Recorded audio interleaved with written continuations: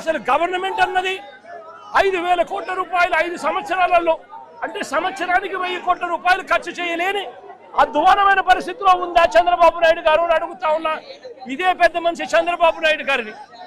కారణం ఏమిటి అని అంటే, అమరావతిలో 50,000 ఎకరాలు కాదు, మరో 50,000 ఎకరాలు సేకరించి 2 లక్షల కోట్ల రూపాయలు కేవలం అక్కడ రోడ్లు వేయడానికి, డ్రైనేజీలు కట్టడానికి, కరెంట్ ఇవ్వడానికి, నీళ్లు ఇవ్వడానికి, కేవలం ఇన్ఫ్రాస్ట్రక్చర్ కోసం గతంలో 50,000 ఎకరాలు, ఎకరాకు 2 కోట్ల రూపాయలు చొప్పున 1 లక్ష కోట్లు కావాలని చెప్పి అన్నారు.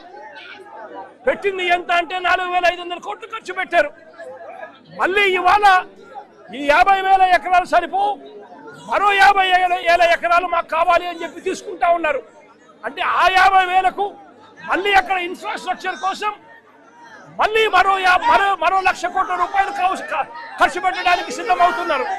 అంటే 2 లక్షల కోట్ల రూపాయలు అమరావతిలో పెట్టడానికి సిద్ధమవుతూ 70,000 కోట్ల రూపాయల టెండర్లు పిలిచాము అని చెప్పి ఒకవైపున చెప్పుకుంటూ, మెడికల్ కాలేజీలకు, కోట్ల మందికి మేలు చేసే మెడికల్ కాలేజీలకు, ఉచితంగా వైద్యం అందించే మెడికల్ కాలేజీలకు కేవలం 5,000 కోట్లు సంవత్సరానికి 1,000 కోట్ల రూపాయలు ఖర్చు పెట్టలేమని చెప్పి చంద్రబాబు నాయుడు గారు పేదవాడిని ప్రైవేటుకు అమ్మేసే కార్యక్రమం ఇవాళ జరుగుతూ ఉంది ఈ రాష్ట్రంలో.